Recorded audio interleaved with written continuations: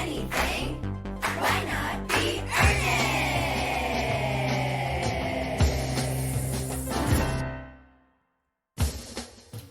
Paula, I'm not commuting, but all of that money is going towards belongings. Oh no. What have you bought? So many things. I feel like I've been trying to fill the void in my heart that has started since March 13th ish.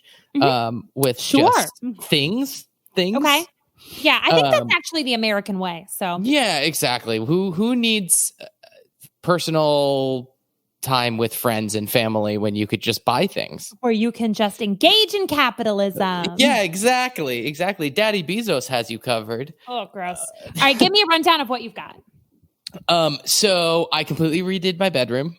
Okay. A couple months ago. So I got like a bed frame and a couch and nightstands, and I think I just bought a new duvet cover because Paula, I hate to admit it, but I was a 2-pillow guy until very, very recently. What are you supposed to be? Like 4 pillows or more. It felt like I wasn't adult enough having, in my queen size bed, having 4. I needed 4 pillows to feel like an adult. See, I think the more pillows you have, the more adult you have. So you're actually pretty adult. So you should have like 70 pillows. Oh, you should just have a pillow 4. Okay, so these all seem like really adult purchases. Yeah, or like I need new shoes, so I got new shoes, things like that. All right. What have you been getting?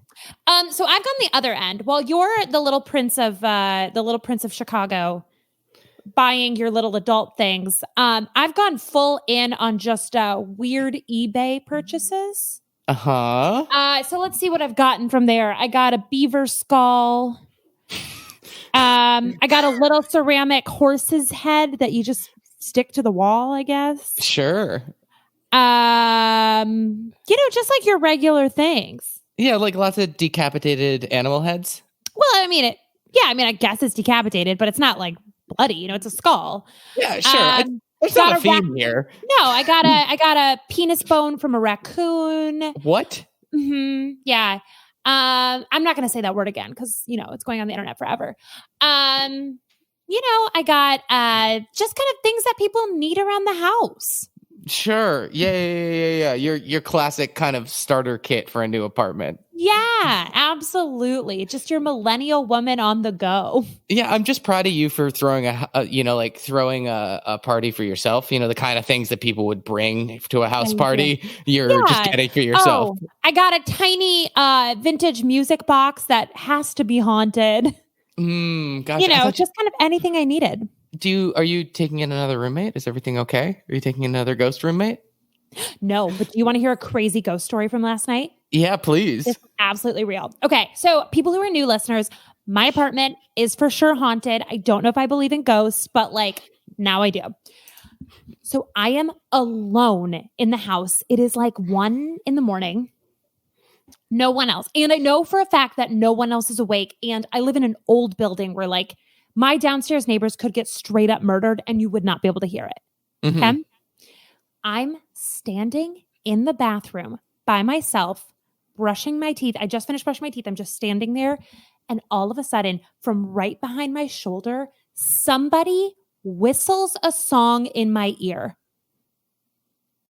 I don't know how to react to that. What song was it? It was like an old jazz song, which makes sense because the music that sometimes will randomly start playing is jazz music.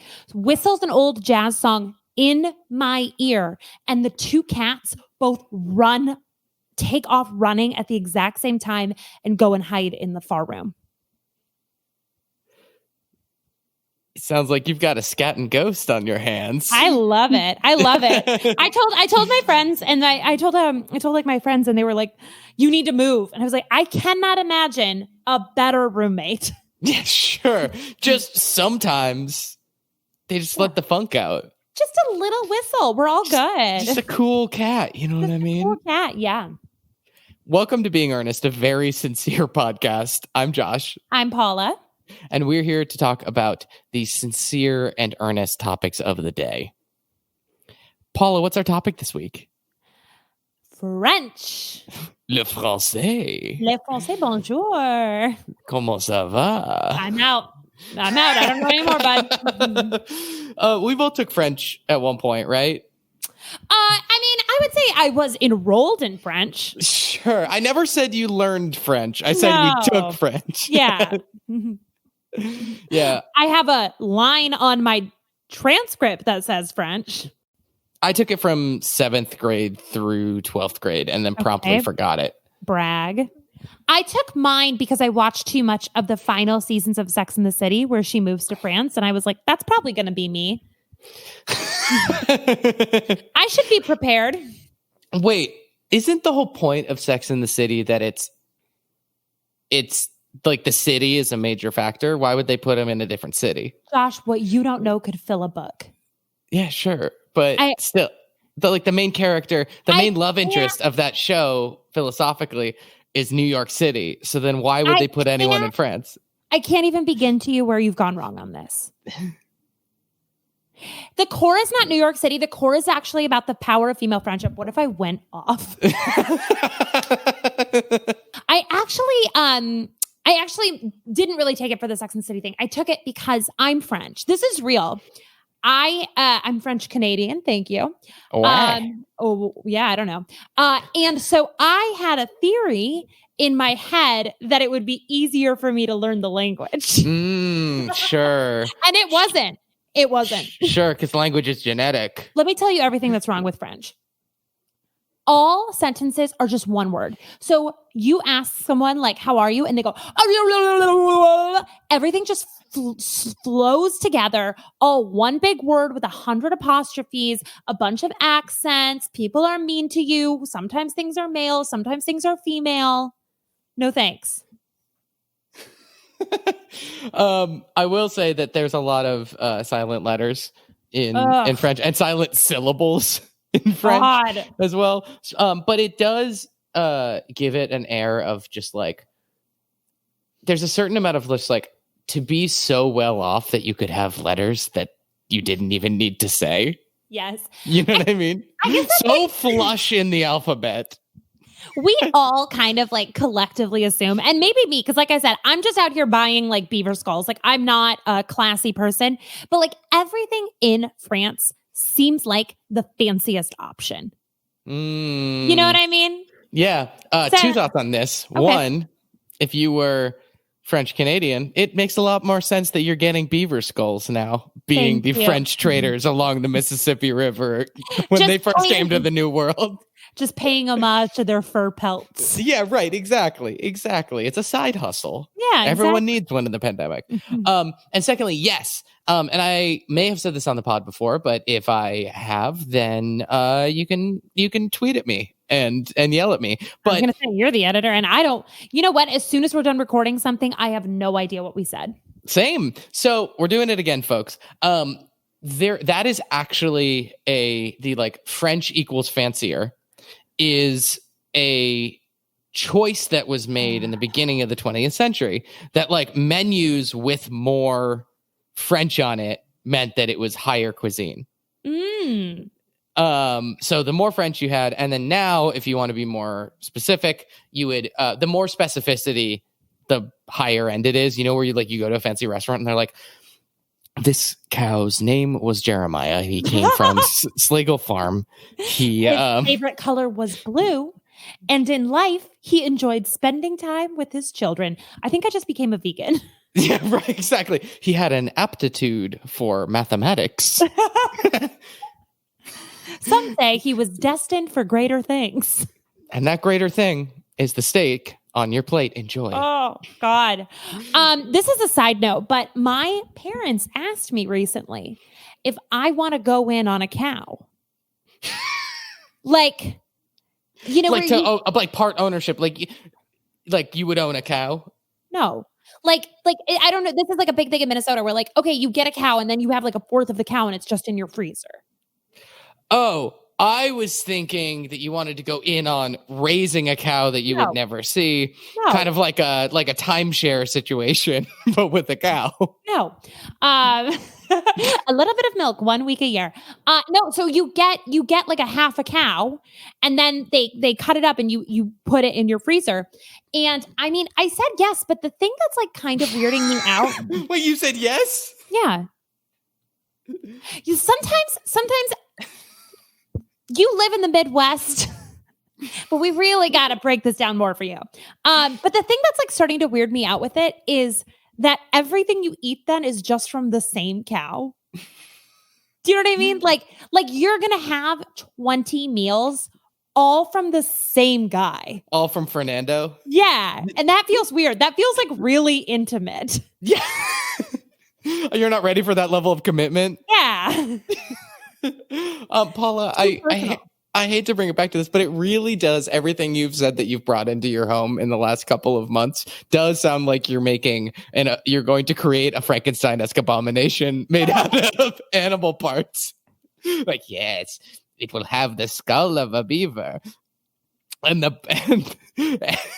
and the meat of a cow and the penis of a raccoon.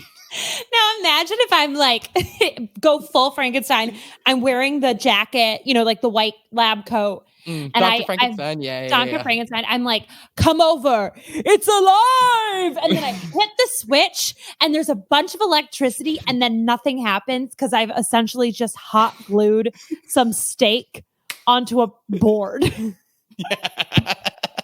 There's like a bag. I also bought a bag of googly eyes, so it's just covered in googly eyes. Googly eyes. And that's the true crime. It's like it's not even like a failed experiment. It's just like, how did I think that would work? No aspect of it. It looks like a child's art project. No, am I wrong? Or was the thing of Frankenstein that it was not all one guy, right? It was like one guy's hands. Yeah. And one guy's head. Yeah, he brought together, the whole thing is that he paid someone to grave rob pieces of body, and he purposely made it, I think if I remember correctly, he was larger than life because then it would be easier to reconstruct him. His theory was like, if he's bigger, then I'll have more, like, imagine playing the game Operation, but like 1.5x. That's so dumb. This guy was so dumb. You're telling me that he thought it wouldn't be impressive enough to just raise a guy from the dead. He was like, and every bit of him is a jigsaw puzzle. Look, I don't want to, you're dunking on Mary Shelley right now, and I don't necessarily want you to be dunking on Mary Shelley. She used this story to win a horror story competition against all the shitty dudes in her life. I stand by it.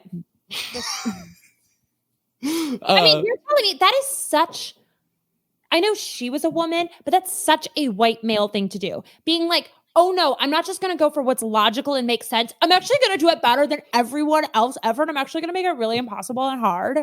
And he's going to be huge. Yeah. And everyone's going to get his name confused with my name. Yeah. It's actually Dr. Frankenstein's monster. I'm actually Dr. Frankenstein. Well, I'm so sorry to interrupt you.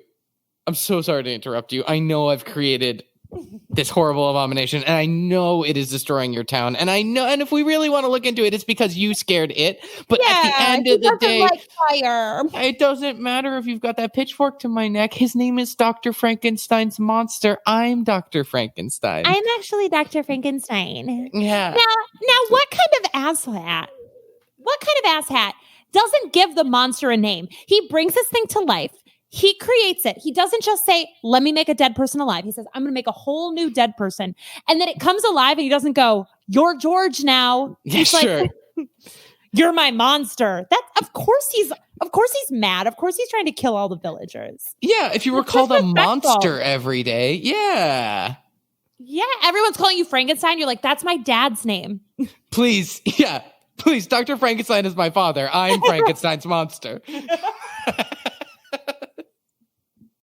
What word do you think sounds fancier when you say it all French-like? Because in my head, I'm just going, raccoon. Do I have options, or are you literally just saying, like, out of all the words? I don't know. granola bar. Yeah, that's very good. That's really funny. Thanks, Josh. Bob Ross.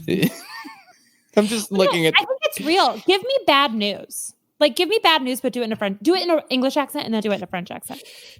Yes, we're just showing off our chops here. This is our reel. I am sorry, Paula. Your car is totaled. It is never going to run again. You know what? It has gone poof. Goodbye. I think I was going to get a new car. Yeah. You're right. All right, try it with me. Josh, I'm sorry, but your Amazon package could not be delivered, but you will still be charged. No. Yes. Bezos, Pisu. Gross. You know, his name means kisses in French. It doesn't. Can you imagine if his nickname was Kisses? Jeff Kisses Bezos. Everyone's like, Kisses is the richest man on earth.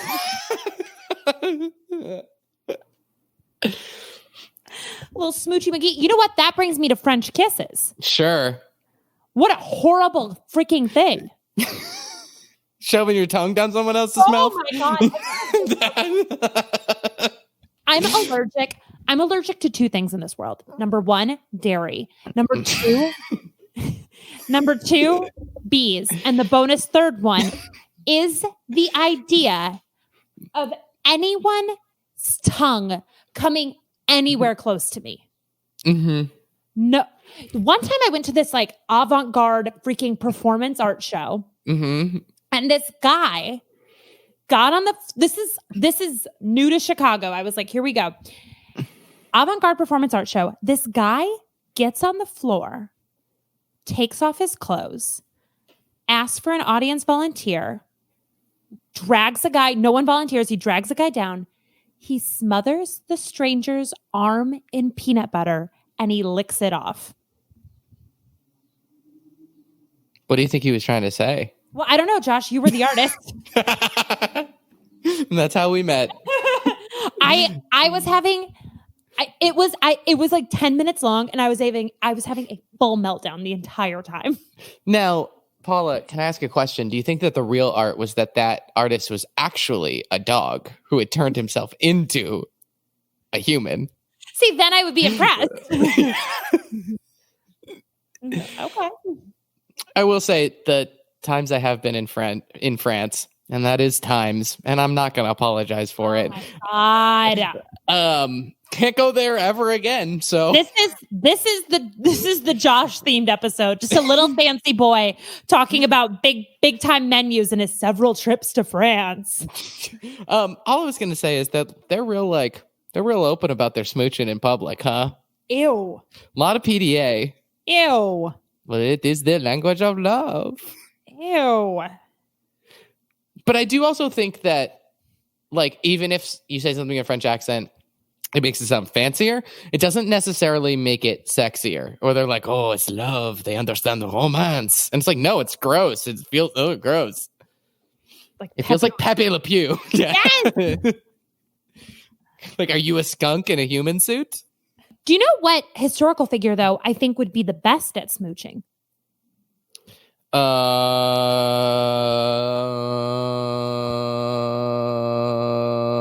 Jimmy Carter. No, Napoleon. Interesting. I think I agree, but I'd love to hear your logic. I think my logic is I bet he was more hot than everyone gives him credit for, but also desperate enough where he would be a nice smoocher. He does seem like someone who would practice smooching in the mirror. Yeah. Just based off of everything that we've learned. I'm not saying I want to date him. He's a little warmonger. But, I'm just saying, as far as historical figures, I bet he was a decent smoocher. I also wonder if he was what if he wasn't a decent smoocher? Counterpoint. What if I'm wrong? Yeah.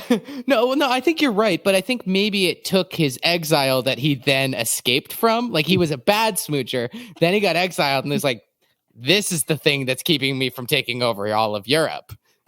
He got exiled. He practiced smooching. He Yeah. escaped exile from smooching all the guards. And they went, well, someone this good at smooching can't be a bad person. No, he has my heart. That little rascal. Because I think someone who's too handsome can't also be a good smoocher. You know, it's kind of that thing of like, if you're too attractive, everyone tells you you're good at stuff your whole life and you're actually not. Right. Exactly. It's you need to have some adversity to become a good kisser. Sure. Look, that's kind of the motto that we're trying to tell you, the listeners. You can't be a good smoocher if you haven't been through some shit in your life. And good news, we're going through a lot right now in our country. So everyone's going to come out of this just an amazing, with such kissable lips. Yes. Grab that mirror, grab your pillow, practice smooching, get ready. Get those lips nice and muscly. But pillowy. Oh my God. Imagine if someone just had ripped lips. Like they kissed too much and their lips were just like pure muscle. No, Paula, maybe this is our workout thing where it's like it prevents wrinkles, it prevents whatever. We run a subscription workout series where you can buy a mannequin like Peloton has that you can kiss, and you can buy online classes. And then I want to be the person that is like the Peloton person in the video where I'm keep going. Oh, Mr.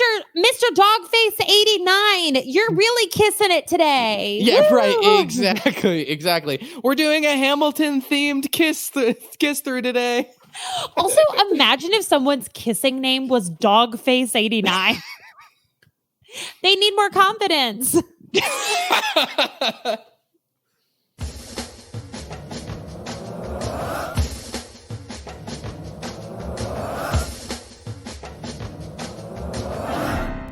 Paula, we have a very exciting announcement for all of our listeners.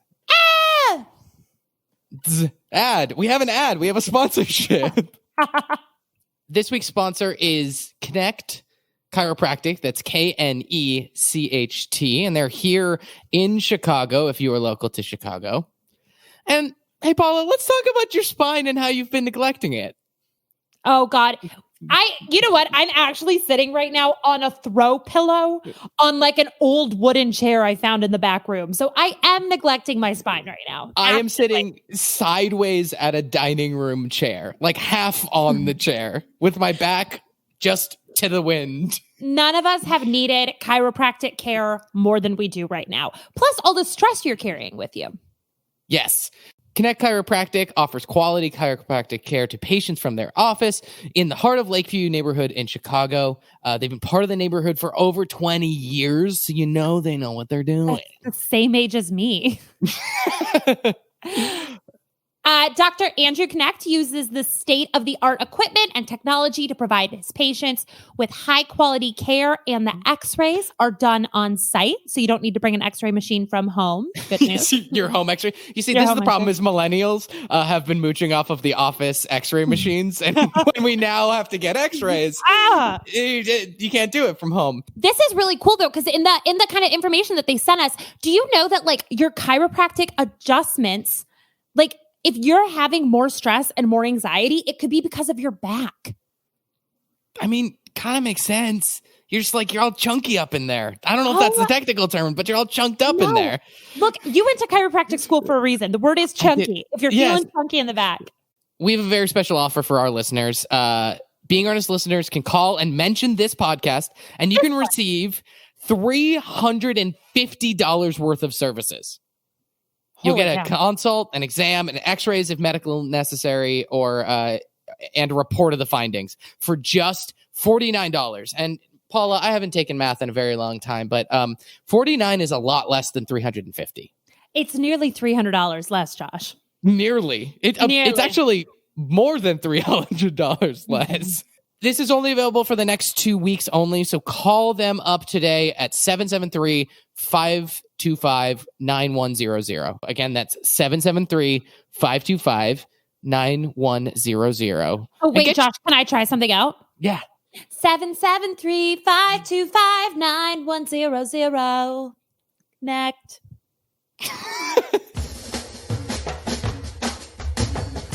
So So something really amazing happened in the early 2000s. The ability to connect with others on the internet. Anyway, so now at some point in the early 2000s, I don't know if it's like amazing good, but more like amazing in the same way of like, wow, what? Yeah. You know what I mean? Unbelievable. Unbelievable. At some point in the early 2000s, Americans decided that the real enemy was the word French fries. Mm-hmm. It was a simpler time. And so people started referring to French fries as freedom fries. Mm-hmm. And Liberty Toast.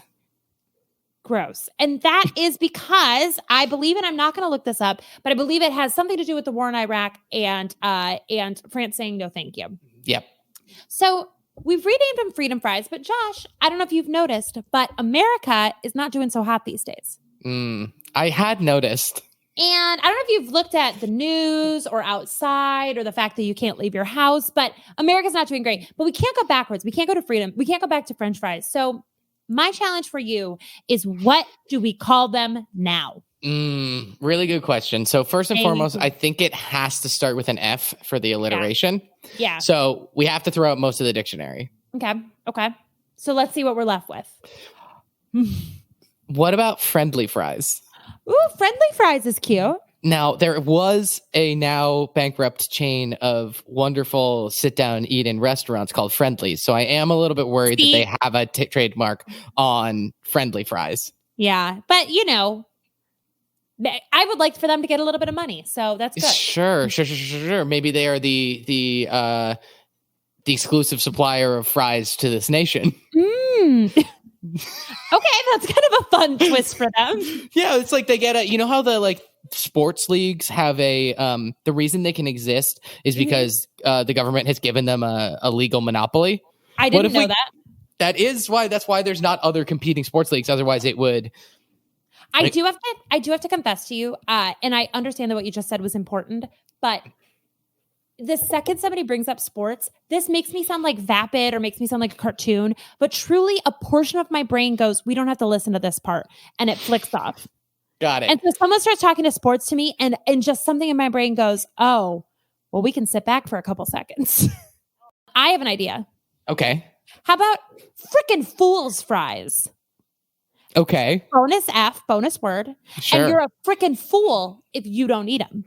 Interesting. See, I took that as only freaking fools eat these fries. No, that's why there's parentheses at the beginning and the end. So if you don't eat these, you're a freaking fool's fries, parentheses, but by ordering them, you're doing pretty good, buddy. Sure. I like that because it breaks the mold of all the rules that shorter is better in advertising. Now, Paula, I have something, and I'm not necessarily proud of it, but I think it would work. Uh-oh. Fuck fries. Okay. Now, see, where I'm picturing the F word fries would be like, okay, hear me out. You're driving. You've had a long day of driving, okay? You've seen at least 3 different small roadside attractions. Yes. It's 7 p.m. You're now on the interstate. It's time for a meal. You see in the distance a like a roadside stop. Mm-hmm.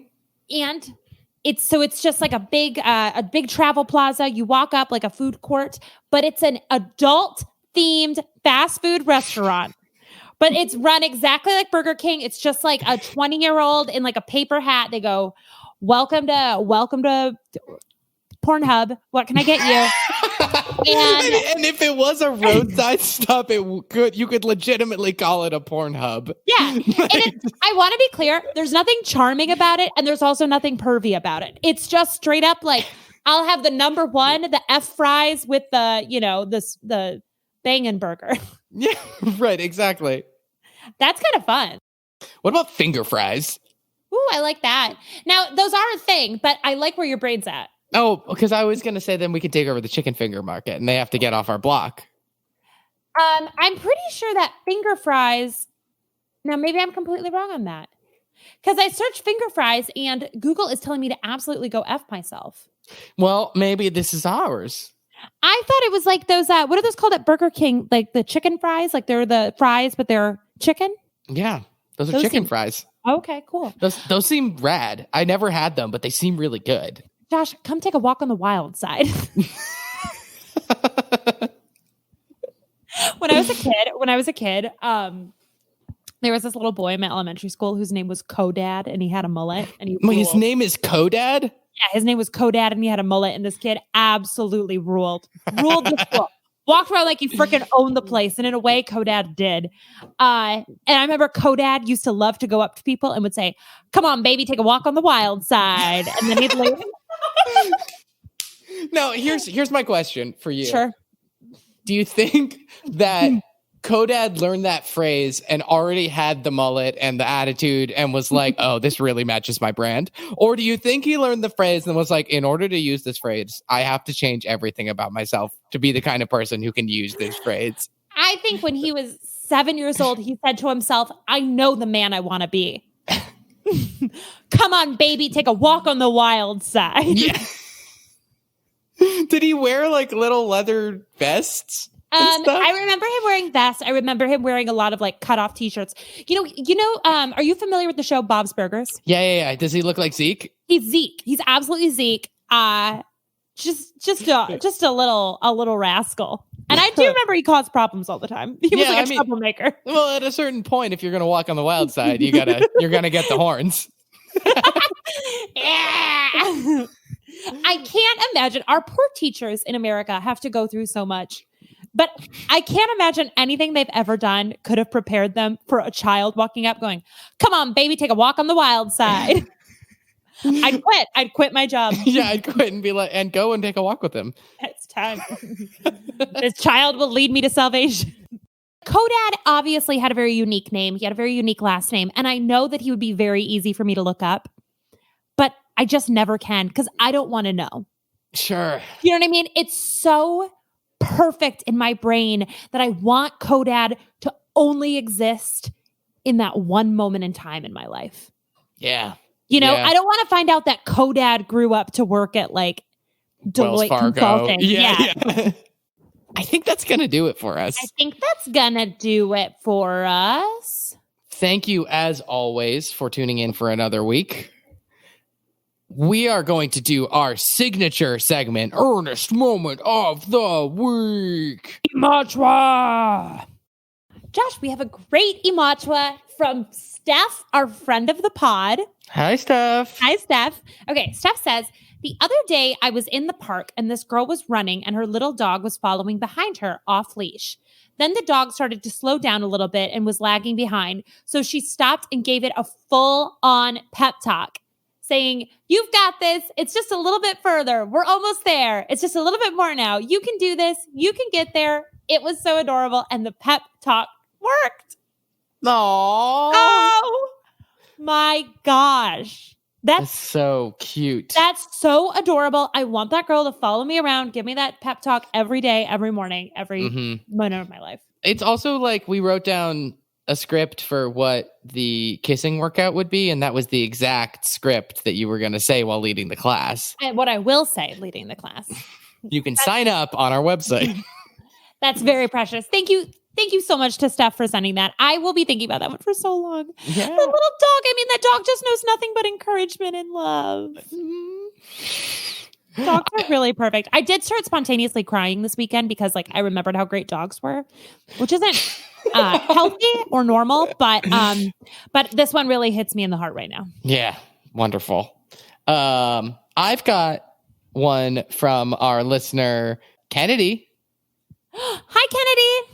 You can Another friend of the pod. Another friend of the pod. You can follow her at Kennedy's Photographs on Instagram. So Kennedy lives in Iowa, and that huge derecho, the huge storm a couple weeks ago, hit Iowa on August 10th with winds hitting 120 miles per hour, maybe even 140 miles per hour. Oh my gosh. And today, I went to a relief center that's run and founded by the community, and there's a young girl who has clocked over 100 volunteer hours and will spend the whole day there helping out, which is nice. A lot of local businesses are handing out free meals too, and it's really showing how great the Cedar Rapids community is. Oh my gosh, that's so wonderful. Also, if you haven't heard, Iowa got hit really badly by a storm a couple weeks ago. It's not necessarily making national news, which is kind of crazy. So there's all kinds of relief organizations that you can give money to if there's something you can do. I know some folks there were like without power for over a week, things like that. So I have some information pulled up right now. So if you're in Iowa, they are still looking for volunteers and donations. They're also taking donations on Venmo at Iowa Derecho, IOWADERECHO. And this is from the news website. So it's from KWWL. I just Googled it. But and then also the American Red Cross is taking donations, and you can help them out if you go to redcross.org/IA. If anyone has any other recommendations, let us know. We'd be happy to share it. For sure. Yeah. Helping people get out of what is kind of a crazy storm. And I'm so glad to see that the community is banding together. Yeah. As always, thank you so much to Ryan Cruz for our beautiful logo. You can follow her on Instagram at @RBCruiser, and Dylan Dutch for our theme song. He's on Twitter at Dylan Dutch, DOETCH. If you want to connect with us, let us know what you liked. Let us know what you didn't like, but don't tell us what you didn't like. You can do so at Being Josh. I'm too sensitive. You can do that at Being Earnest Pod on most social media, or you can send us an email at beingearnestpod@gmail.com. And that also goes for if you want your business to have a sponsorship. We can work something out, okay? We can figure something out. And until next week, just remember, Dr. Frankenstein was my father. I'm Dr. Frankenstein's monster. Thanks, everybody. Have a good week.